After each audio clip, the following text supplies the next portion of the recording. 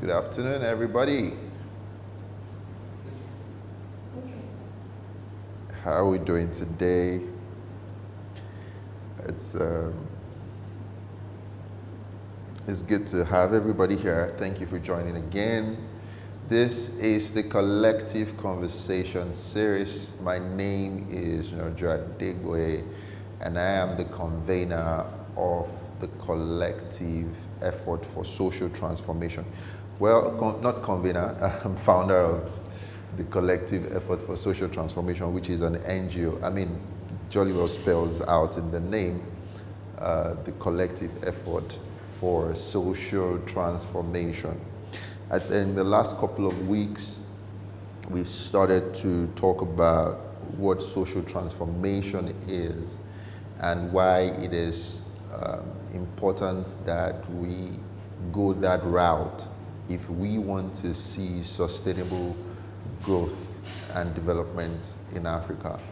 Africa has been, I don't want to use the word bedeviled, but Africa has had its fair share of challenges when it comes to where we want to be. And there's so many postulations around what we should do. However, there's so many people with different theories and solutions for what we should do. What we want to do is contribute to the solutions. We realize that unless people run towards a problem, unless people contribute their quota to solving a problem, the problem is going to remain the same. And I think it's where we start the conversation today, which is rebuilding our value system, right? So if we understand that we need to rebuild our value system, we must be able to dissect what the value system is. Is it the problem? From the work that we want to do for the continent, or for the country, and by extension the continent, we want to stay within the social space.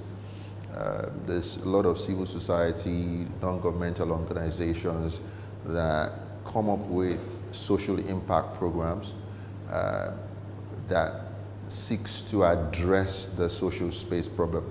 And don't be deceived that, the war is social.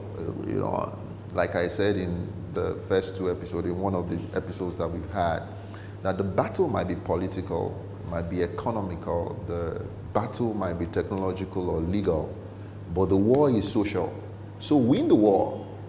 You might lose the battle, but win the war. Politics in itself is not enough. The right to buy or the right to own property, which is the bedrock of capitalism, is not enough.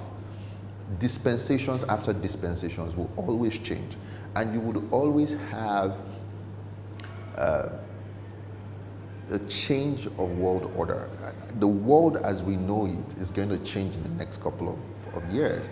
It's already started, and that will let you already know that dispensations and political power and economic powers would always shift. Civilization will always shift, but social interactions, those are the things that they're enduring. Those are the things that will remain, right? And so we want to be able to do, I won't use the word scientific, but we want to map out a journey to our value systems. How did we find ourselves in this chaotic space? It's very difficult for one man to say, oh, this is how we got here. However, what are values and how do they matter to us? We can all attest to the fact that there seems to be a lot of chaos out there today. There seems to be a lot of chaos in our value system, in our personal value system. I think the combination of our personal values, our cultural and social values, and then our moral values is what comes together to form the collective value system of any society, right? And so when you look at the personal values of people, whether it's honesty or integrity or hard work, excellence. These are personal values. These are things that people come up with, they introspect about, and decide to take those particular sets of ideals and beliefs and decide to live by them. Because values are sets of, they're fundamental ideals or belief that somebody will think as the most desirable thing to do at a particular time. So when you are faced with an external stimuli, when you are faced with a particular situation, your value system is what guides you to respond with a behavior. Your behavior is your action or inaction to external stimuli. So when you get yourself in the middle of the road and or you get yourself on a queue and there is chaos in your area or there is entropy in your area, that is the state of disorderliness. Entropy, that's the second law of thermodynamics, and I think that we'll get there. But when you find yourself in that space, right, what behavior do you respond with? And that is intrinsically what your value system is about, right? So how do we get people to inculcate and imbibe progressive value system? Now, how do we now move that personal value system into what you would call a cultural or a social value system? Now, that is the value system that a general group of people have adopted as the right thing to do in a social situation. Then moral values is generally what society deems to be right or wrong generally. So for social values, you will have values like freedom, justice. Is the general society equitable? Or it's a classist society where it's only the rich that have their way, or the justice system is perverted, or there is no hope for a common man. And these are the value systems that are the bedrock of any society, right? When you read there's a book I was reading, I think it was, I'm trying to remember the author of the book now.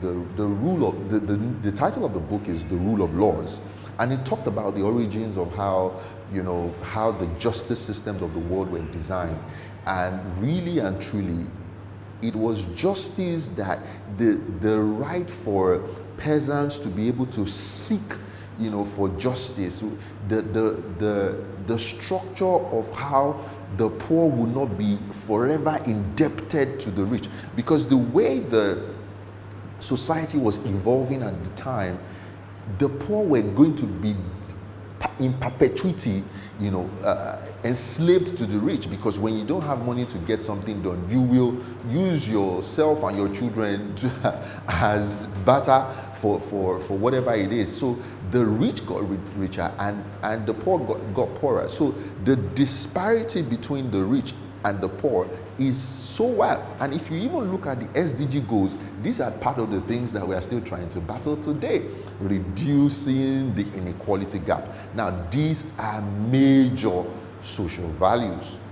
So how do we now get into moral values? What society thinks is right or wrong? Right? So that's basically the general concept of what our value systems really should be around the world. But in terms of what we now have in today's world, how did we get here and how can we move out from here? When you look at the society today, you can see that there is just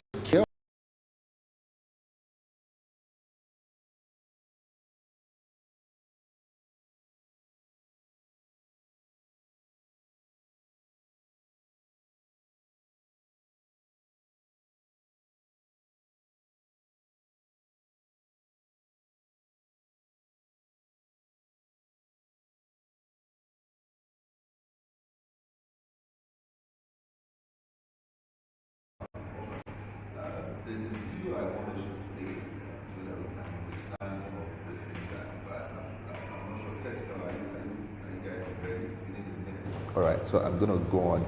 I can see that the screen is also blank. Are we live? Are we still live? Okay, good. Right. There's a scientific explanation for what we have in our society today. It's called entropy. Entropy is the second law of thermodynamics, rather. And it says that the total entropy in a system will continue to increase until an external force or an external energy tries to decrease it. Meaning that a body, an isolated body, will continue in a state of increased entropy. The body by itself cannot self-organize. It will continue to disintegrate unless there's an external force that acts on it. That's why if you put ice, in a cup, it will disintegrate naturally.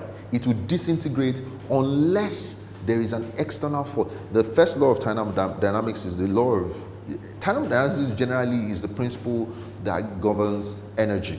And the first law says that energy cannot be created nor destroyed, but can be converted from one form to another. Meaning that if we see society the way society is today, and we are not satisfied with the way society is today, that means that the total energy in the society will continue to disintegrate until one kind of force comes to act on it. And that's where exactly the collective comes in. So if you look at society and you say, why is everywhere chaotic? Why is everywhere disorganized? Why is everywhere scattered? It is the natural order of things for things to scatter.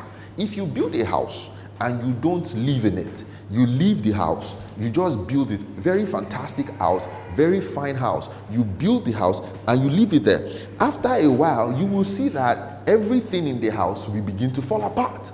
Now, there are several aspects of entropy, and I don't want us to get into it. I want us to play this video before we get into that thing. Are we ready? Are we ready with the video? So, here is my pastor.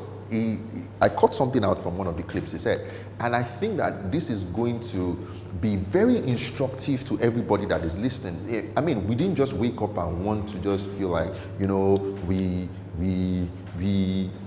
like the face of the camera and we want to. Trust me, I think I've been on this journey now for the last 2 years. I've taught myself that, don't do this, don't get it. Well, yeah. But Pastor Poju explains it for me. Play the video. It's freezing. Okay, so we're having technical, state of disorder. Don't worry. When you can play, if I go past this, you might not be able to play. That's like something small happens in the life of the Christian. He's offended at God, offended at pastor.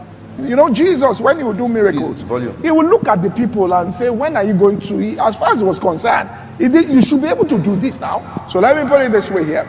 If you walk across a place and you see a community and you look at the children, the condition of the children and all of that, and your heart, and there's a burden that comes upon you.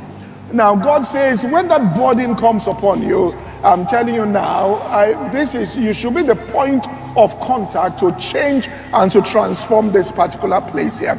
You look at yourself and say, but I don't have the resources, I have nothing, and just leave it, all right? Then God can't do anything because you are non-responsible. Are you following what's here?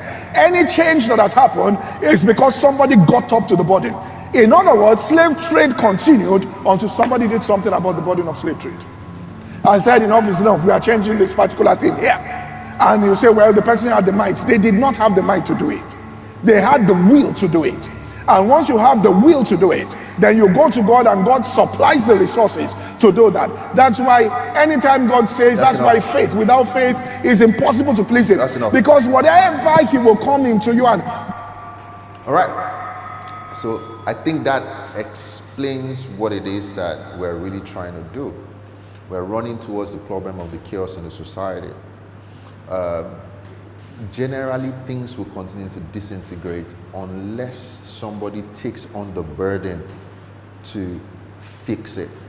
And a lot of people that are taking the burden on fixing the nation at the level of politics and all of that, but who's taking on the burden to fix us socially? There are a lot of people also out there doing the work.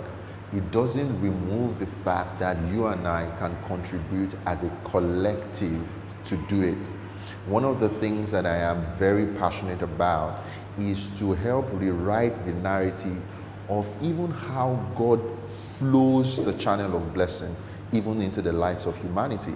God doesn't think in individuals. And I think that that is one of the things that we need to reorientate ourselves about. A lot of the blessings that we appropriate for ourselves in the scriptures, we are blessings that were commanded for a collective. God is a God of collective. I mean, even if you look at your entrance into the world, the entrance of every human into the world, no human being comes into the world without at least 2 additional human beings being present to form a collective with that person. So even God is a God of collective. They say 3 is a crowd. So if you give birth to a child, the father and the mother and the child becomes a collective. God is a God of collective. You cannot get significant impact done on the earth unless you form a collective.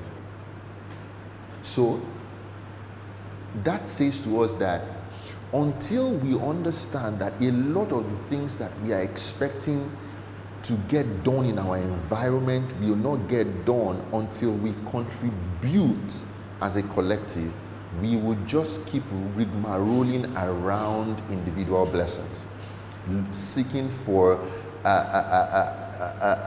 our needs to be met, our particular needs to be met. And the trick about being stuck in your hierarchy of needs is that you will fall into a trap of greed. When you look at the Abraham Maslow's hierarchy of needs, I don't want to dive into it too much, but you will realize that somewhere between your self-esteem and your self-fulfillment, you can get stuck in a trap of greed. After your psychological needs, physiological needs, and your safety needs, when you start to get into the 3rd and the 4th level, till you get to the self-fulfillment, you can get trapped in the cycle of greed, where you continue to believe that what you have is not enough. Don't forget, we're trying to build a collective value system where you can point that we have the right moral values, the right social values coming out from the right personal values. And so we want to be able to collectively erode away things like school is scam. We want to continue to collectively erode away things like money and water. Money is not water. Those are simple social values that have penetrated and replaced values like dignity for labor, value of life. Social values have to be maintained. Now, they will continue in a state of disorder, entropy. If you don't do anything about it, they will continue in that degenerate stage unless somebody does something about it. And that's why we're calling on each and every one of us. I know there are people out there. I know because I was part of those kind of people for a long time. I sat down and I was burdened when I go on the roads and I see the chaos on the roads. I was burdened at the airport when I see how people are being treated. I was burdened when I see how schools are degenerating. And I asked myself, what can we do? And so I know that there are a couple of us out there who are burdened also. Join us. Let us form a collective so that we can now design systems and structures that will empower institutions that will begin to counter all these ills that we have in the society. Oh, we cannot do the work alone and we cannot finish it. It's transgenerational work. But it's important that we must start the work properly. First with advocacy, education, and reorientation before we move into social intervention. Now, those are the 2 pillars that we can go with, and both of them is hinged on service. Service of volunteering, time, effort, skill, expertise. Service of volunteering, funding. That's why the rich always give. Because when you form a band of both volunteering and philanthropy, you can create a new agenda. Go and ask Bill Gates why he's funding GMOs and funding research and funding. You know, when the agenda of the GMOs thing broke out, I was laughing. I said, my people don't know because they perish because they don't know. You want somebody's money, you don't want his agenda. If somebody is funding something and says, I want to fund the population, you too decide to fund overpopulation now. And that's what you get when you have the burden can sit at home and say, you know what, I'm not going to be bothered. You know, they are just people who are, it's just the fad. It's not the fad. If you don't run towards the problem, the state of entropy is going to continue to increase. And you see, one of the key aspects of entropy is that it gets to an irreversible entropy, meaning that the total energy within a system can come to a point where no other useful work can be done from that system, meaning that the thing will come to a case of total collapse. If you build a house, if you put an ice in a bottle or in a cup, the ice will melt to the point where the water will start becoming room temperature. That's when you now say that entropy in that particular isolated state has become irreversible. So if we don't work with each other and come up with these burdens that we have and say, okay, what are we going to do differently? How are we going to rebuild the value system of Nigeria, where it is no longer going to be I better pass my neighbor, where it's going to be a communal Ubuntu principle of I am because we are. It is I am because we are. So it is not, now this is the counterintuitive part. We are not going to become morally valuable, or our moral values are not going to be acceptable because people have good individual values. Now, I hope you were following their personal values, their social and cultural values, and their moral values. Moral values is the sense of judgment of society between right and wrong. Cultural values are what a group of people adopted in that society as their guiding light, what they find as ideal, money and water. That is what some people carry as a mantra, social value. So when they get to a point where they can commit fraud, they don't think twice because money and water. Now, that is what will now influence his personal value. So what you have to fix first is your sense of morality in the society. You can't do that personally. Now, what you have is you have a pocket of people who are doing it. Now, if those pocket of people don't come together, they will not form the minority. The solution to this is what you call the principle of the minority, or the concept of the minority. But I don't want to rush. I don't want to jump over myself, but I'm getting there. You see, when you have a few people who have the answer, they must come together to form a collective. In business, we call them early adopters. God is a God of minority. Look at what he did with Noah. Look at what he did with the 12, the 3, before he did the 70. God is a God of minority. God works in minorities. So the concept of minority is standard, is all over the scriptures. I mean, when Abraham was negotiating with God for Sodom and Gomorrah, he was saying that if you find 20 people, would you still do it? And God said, no, I won't. If I find 10, would you say no? There was a reason why Abraham didn't go to 1.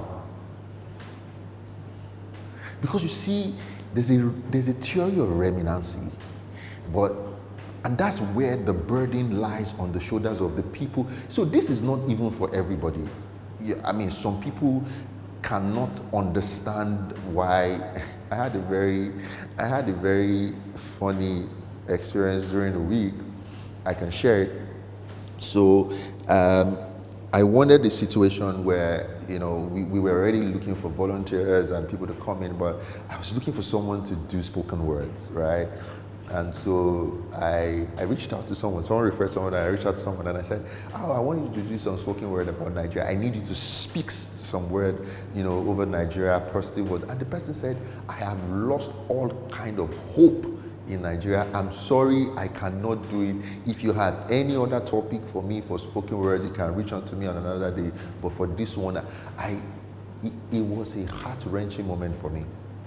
It was a heart-wrenching moment for me because there are people who are truly out there who really have just entered into a state of hopelessness, who don't understand how we can revive the rule of law, who don't understand how we can revive, you know, respect for the environment, who don't understand how we can revive patriotism.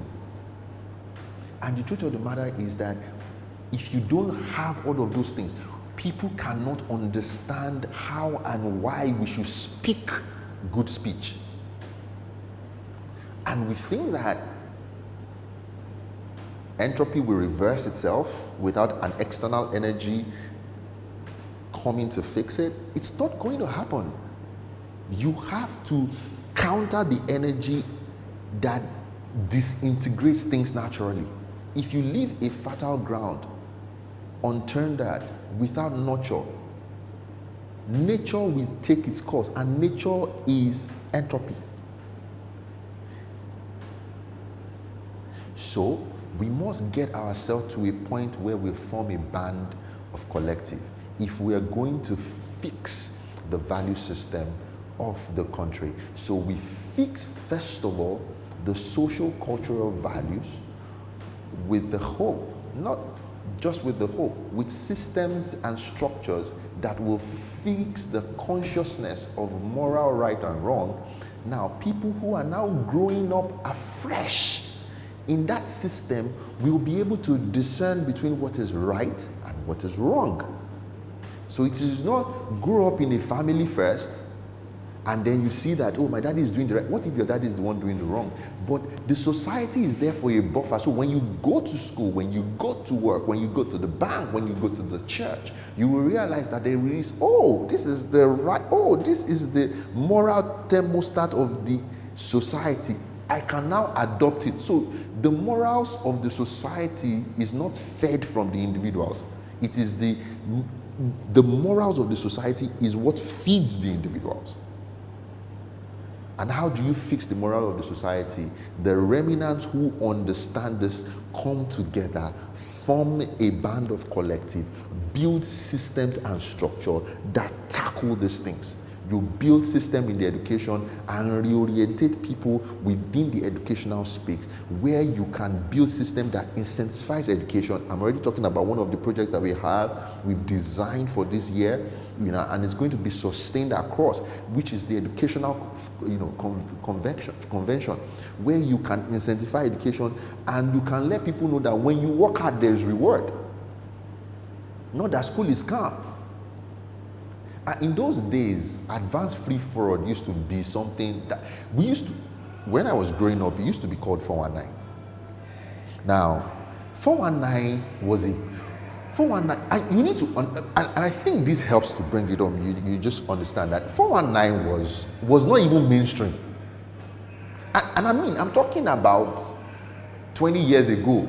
So people were doing advanced free fraud, but it was not. If you had unexplained wealth, people will be looking at you somehow. You are already a suspect. You had people know that you are a teacher, and you are not driving B2. You are driving Benz. You will explain yourself. You will explain yourself. Now, that was then. 419 was very, you can tell who was doing it. Fast forward into what they now call Yahoo. It has now become so mainstream that when you are not doing it, they look at you like you have a problem.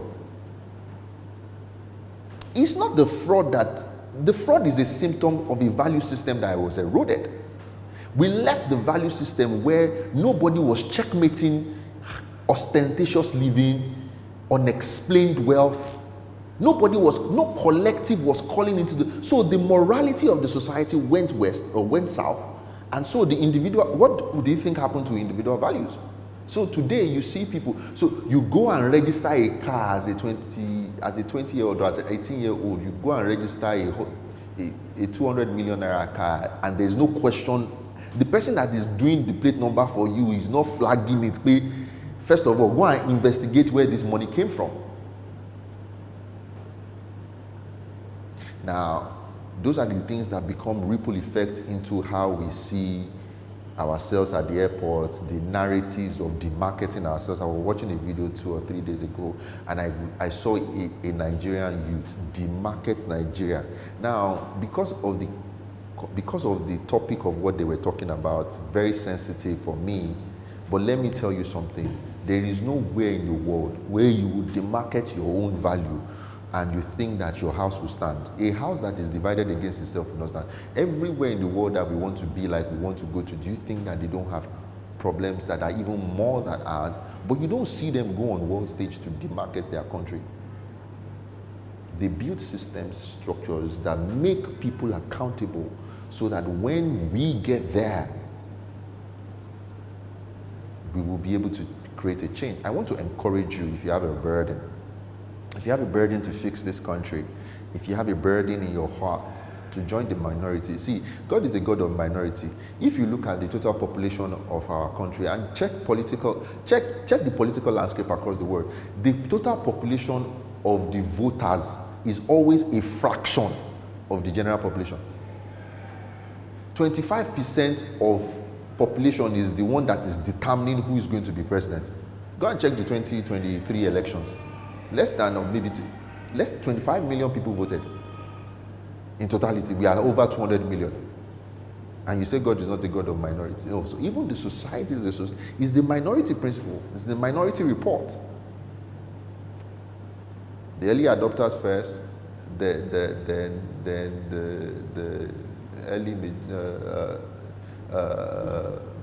it's early adopters, and then the last guys are the laggard, the early majority, and then I'm trying to remember the life cycle now.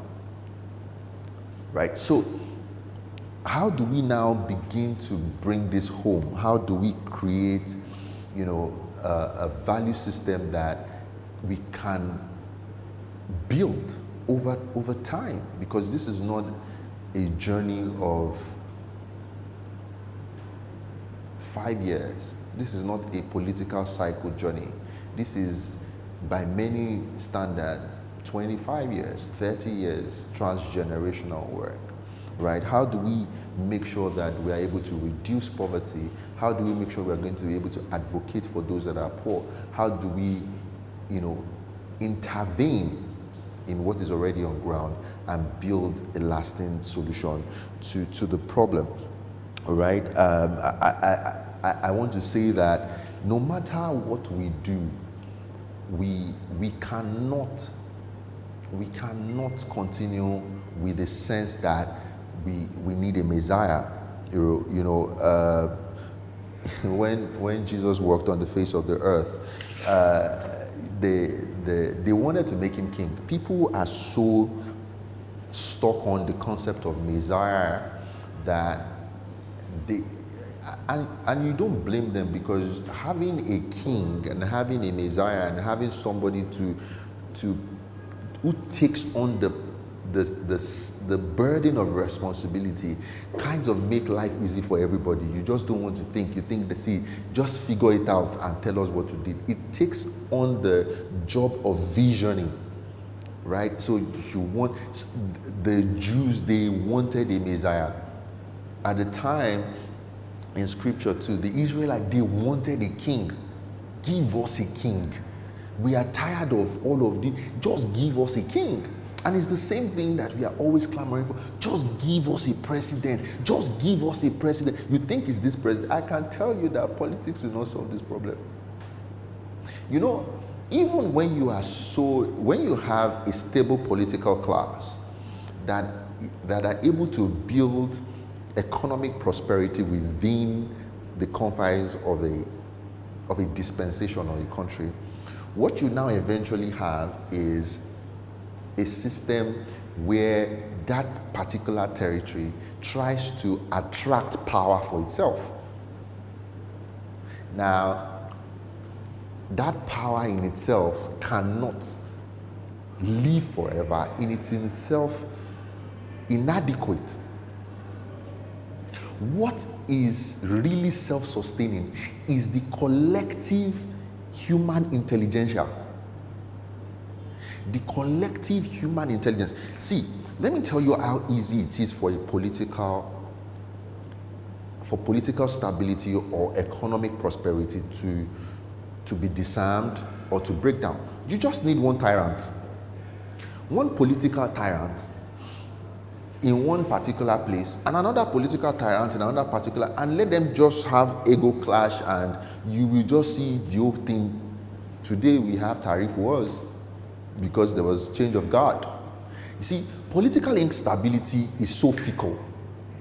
No matter how edged you think you are, economic prosperity is so fickle. But there's something that is enduring. Now, that is the human intelligentsia. See, this is why AI is becoming so mainstream. Because you see, whether you go to church, spend all night, all day praying, you are praying, and God will communicate to you in two things: wisdom and power. Wisdom is the right application of knowledge or findings. Wisdom is the right application of knowledge or findings. So you must know something, understand it, and must be able to apply it. For you to know something, you must be able to find things out, research. You must be able to think. Now, don't forget, this is what people don't want to do when they say, give us a king, give us a political class, give us a good leader. They don't want to take responsibility for human intelligentsia, the ability to go and find things out. Why is the nation going so chaotic? Why do people act in the way that they act? AI is artificial what? Intelligence. Is human. What is the concept of AI? That all of the information, all of the knowledge that has been in existence since human race can be compressed within, models, and can be queried, and you can have, regenerative thinking almost on the spot to give you wisdom. The right application. So what do you want to do? I want this thing. So, it profiles knowledge, big data, and gives you an algorithm from all of the knowledge that has existence from maybe infinite years, and gives you. What does robotics want to do? Power. Outdo you. Outwork you. So AI and robotics is wisdom and power. When you pray, no matter how much encounter you're asking God for, He will come to you in either wisdom or power. Power, miracle is power now, Shebi. So when we look at things in the grand scheme of things, how do you get the wisdom, the human intelligentsia, to attack or to develop systems, to develop structures that will contribute to human interactions that are going to be not just self-sustaining, but insulate political, economic, social, technological, all institutions when they want to disintegrate. Now, that is the visioning that people don't want to do. That's why we are always saying, give us a king, give us a good leader. Because it is when you are able to even vision something, create it, that you can maintain it. Maybe that's why all the infrastructure in Africa is going to waste, because we don't even have the capacity to vision. One of the reasons why we don't vision is because we don't want to think. We don't want to find out. So you see us in church, you see us in mosques, you see us praying for an encounter. We want power from outside, external power to act on our particular chaotic, and don't get me wrong, I'm not saying that the power of God is not real, it's very real. But you can't live life on encounter. It's like trying to live on miracles. You are eating every day. You are eating junk, and you think that by miracle you'll be slim down. No, that's not how it works. You have to find out through wisdom and through power. You will find out wisdom that I will drink lemon in the morning, I will do this, I will not eat this, and then power. You will go to gym, the ability to do work for you to be able to move from one point to another. So let me begin to bring all of this home. Right? We must begin to find ways to come together and form a band that can help our human interactions become better. We must be able to be more empathetic to one another, to redeem people from poverty. We must be able to break the yoke of rigged choices, because sometimes the choices that people have are already rigged between the 1%, and the ones that are revealed and the masses. So you have the masses always complaining, and I think that one of these days we will also get into them, that navigating through the rigged choices that we have in the society. So when you're even making choices, so if you have 2 presidents and you have to choose, if somebody already chose who was going to be the candidate in the first place, your choices are rigged. So how do we break the hold of rigged choices in the society? Because if you don't break the hold of rigged choices, then people are going to just be choosing from what is already rigged. And we cannot make, great progress, like that. How do we create equitable systems of justice?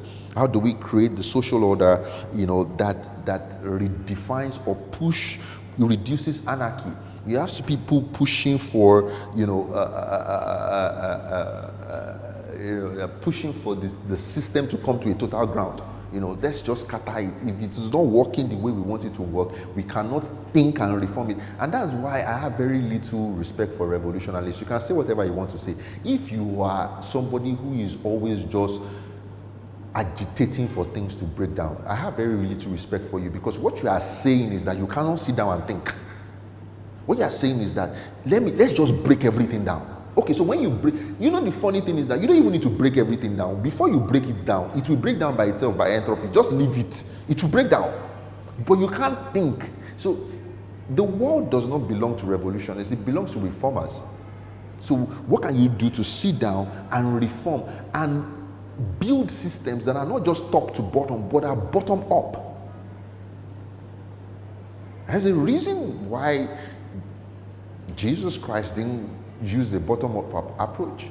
And he was very social. He came as a social disruptor. He came to destroy classism.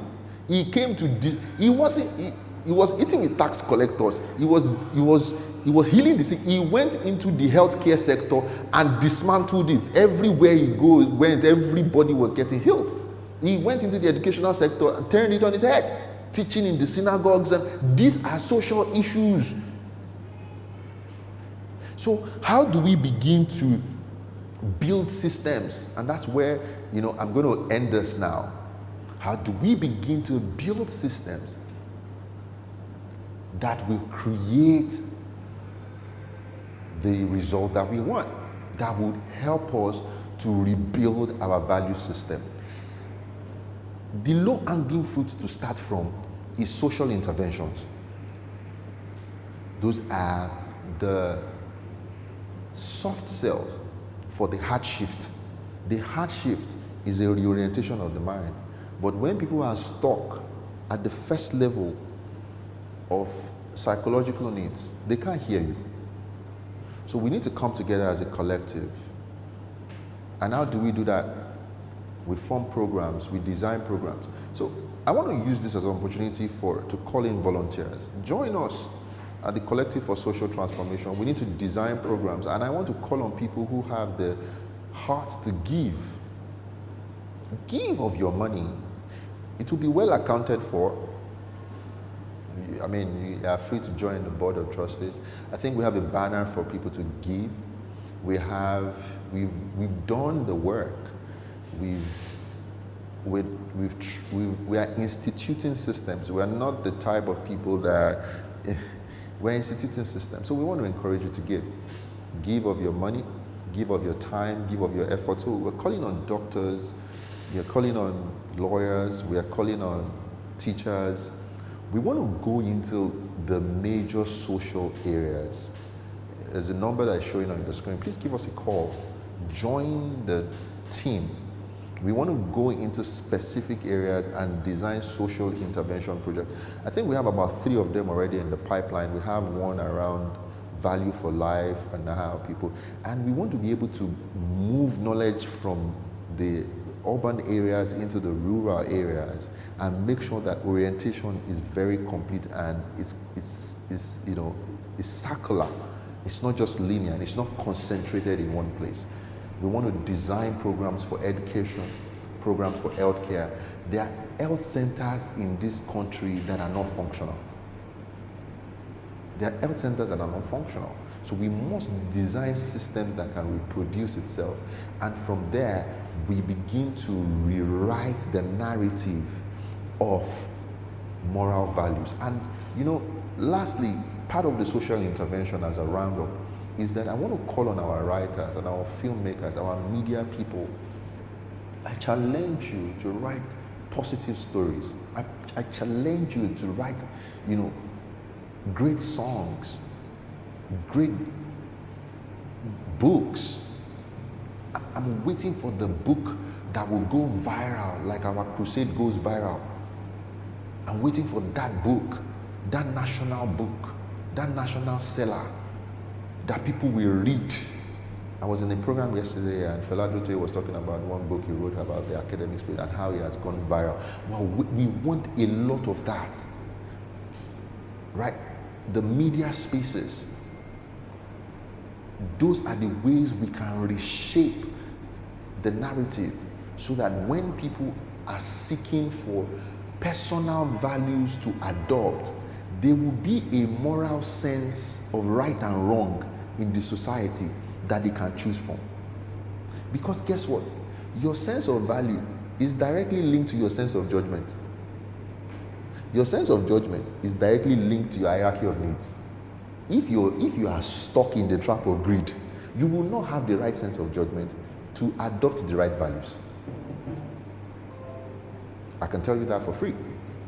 So we're calling on you guys, anybody that has the burden of running towards a chaotic system that can help design systems, structures, programs, or give willingly. Please, you're willing. We are very happy to have you come in to join us. As we design new programs, intervention programs, even advocacy. I don't have to be the one to be here every time. So we're going to invite people to talk about reorientation, education, and how we can really just get out there, put the word out there on how people should act when they get to, when they have external stimuli or when there's pressure, how do they act? And how do we make sure that Nigeria becomes better and Africa takes its place in the global scheme of things? Thank you for joining us today. We want to encourage you to give. I think our banner for giving is going to come up. Please give of your time, give of your energy. We're looking for directors for programs, COO. Give us a call. Be part of us. Join us every Sunday at Eridan Space, Plot A. Obafemi Awolowo Way, Alausa Ikeja. We'll be waiting for you next week, and we will continue on the conversations around social transformation, building values that are sustainable for Africa and for Nigeria to develop. Thank you very much for coming, watching us, wherever you are joining from around the world. I think from next week we'll also begin to talk about the intervention projects that we have and how we can collaborate around it and do it. I think the account details are going up on the screen. We'd love for you to give. If you are out there, you are very good with spoken words, or you're a musician, you're a creative, you have arts that can communicate to help shaping the narrative of the coming generations of the people out there, please come in, and we'll be very, very, very happy to have you. I think from next week we start talking about the projects that we have and what we want to do with funds and where we want to go and the kind of changes that we want to have. Thank you very much, and we hope that as we go in the week, we would be the change that we want to see in the world. Thank you, and God bless.